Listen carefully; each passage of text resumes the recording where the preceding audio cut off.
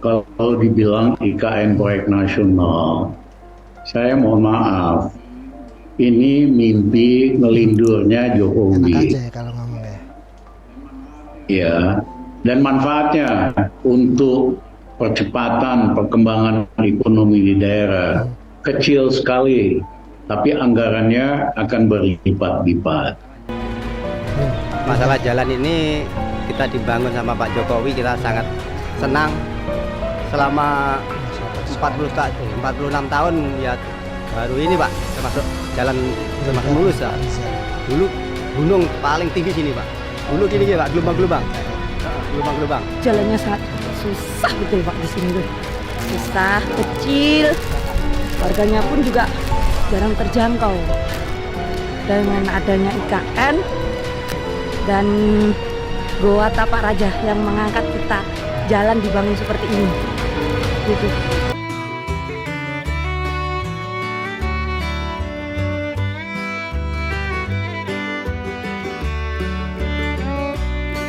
Kalau dibilang IKN proyek nasional, saya mohon maaf, ini mimpi ngelindurnya Jokowi, ya. Dan manfaatnya untuk percepatan perkembangan ekonomi di daerah kecil sekali, tapi anggarannya akan berlipat-lipat. Nah, dia cawe-cawe, sebetulnya bahasa sederhana pemaksaan kehendak Jokowi, ambisi melindur dia, jadi wajib jadi ambisi calon presiden yang dia dukung. Kerjaannya Istilahnya proyek ini perencanaannya nggak benar, financingnya bermasalah, penghuninya pun nanti sedikit, ya kan? Ini kan ngajak orang jatuh ke lumpur. Emang presiden yang baru siapapun mau gitu diajak jatuh ke lumpur? Yang bener aja loh. Pak Rizal Ramli, Pak Rizal Ramli.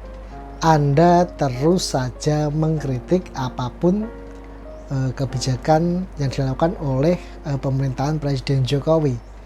Anda selalu menganggapnya itu salah. Apakah Anda nggak capek? Bahkan Anda menyebut IKN ini proyek ngelindurnya Pak Jokowi.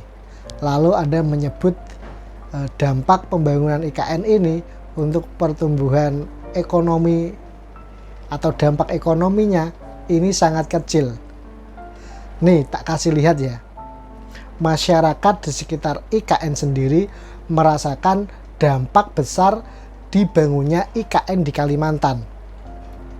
Ada warga yang bercerita, jalan di wilayahnya yang kurang lebih 46 tahun nggak pernah ada yang namanya perbaikan.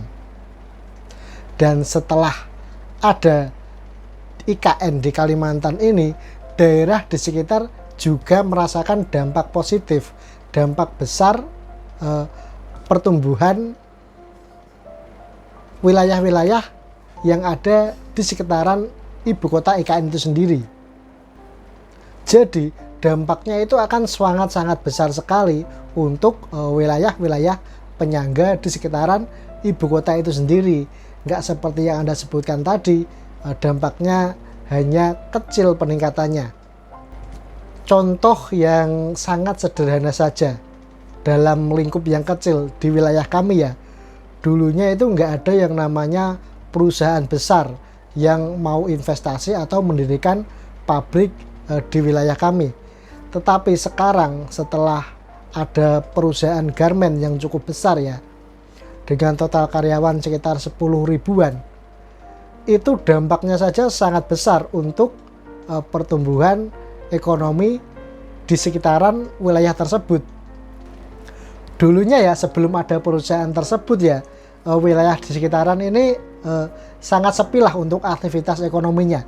Tetapi setelah berdirinya perusahaan tersebut ya, dengan jumlah karyawan yang lumayan besar itu wilayah sekitaran itu pertumbuhan ekonominya itu sangat pesat. Banyak sekali warung-warung baru, toko kelontong, pedagang kaki lima, terus ada juga banyak orang yang membuat kos-kosan untuk disewakan. itu hanya ruang lingkup kecil ya. Bayangkan saja IKN yang sebegitu besarnya, ketika ibu kota pindah ke sana, dampak untuk pertumbuhan ekonomi di sekitar wilayah IKN itu sudah pasti sangat besar sekali. Langsung saja, berikut ini adalah videonya. Kita nggak nyangka kalau jalan sini tuh sampai bisa seperti ini gitu loh. Dengan adanya IKN ini, jadi kita semua semangat sama para warga sini gitu. Bisa menjadi desa kita gitu loh.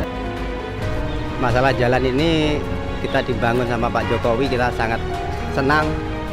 Selama 46 tahun ya baru ini Pak termasuk jalan termasuk mulus ya. Dulu gunung paling tinggi sini Pak. Dulu gini Pak, gelombang-gelombang. Jalannya sangat susah betul Pak di sini tuh. Susah, kecil. Harganya pun juga jarang terjangkau. Dengan adanya IKN dan Goa Tapak Raja yang mengangkat kita, jalan dibangun seperti ini. Gitu. Bapak Ibu sekalian, kita ini memiliki 17.000 pulau. Memiliki 17.000 pulau. Satu pulau yang namanya Pulau Jawa itu dihuni oleh 56% dari penduduk kita, 278 juta. 278, 56%-nya itu hidup di Jawa. Sehingga daya dukungnya udah nggak kuat Pulau Jawa ini. Dengerin Pak Rizal. 150-an juta hidup di Jawa. Jadi bukan hanya gaya-gayaan ya. PDB ekonomi 58% itu ada di Jawa. Perputaran uang, perputaran ekonomi 58% ada di Jawa. Yang pulau yang lain sisanya yang tadi 17.000 kurang 1 tadi dapat apa? Ini yang sering saya sampaikan, kita butuh Indonesia sentris, bukan Jawa sentris. Sehingga perlu pemerataan. Perlu pemerataan.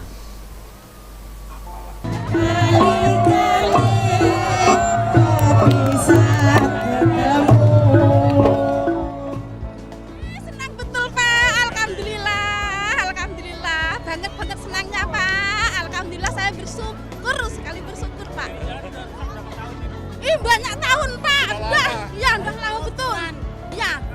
Iya, baru sekarang ini dibetulin Pak. Iya. Jangan licin kalau hujan Pak. Iya, kalau hujan licin. Kalau begini, kalau terang penuh debu. Ya. Sekarang senang betul. Licin, geronjal. Kayak naik odong-odong. Sekarang ya alhamdulillah sudah bagusan, mulai ada perubahan sedikit ya. Harapannya apa ke depannya dengan jalan? Mudah-mudahan lebih baik lagi, lebih bagus. Nah, ini Pak Rizal. Jalannya di sekeliling IKN, di desa-desa dekat itu sekarang sudah diperbaiki dan bagus.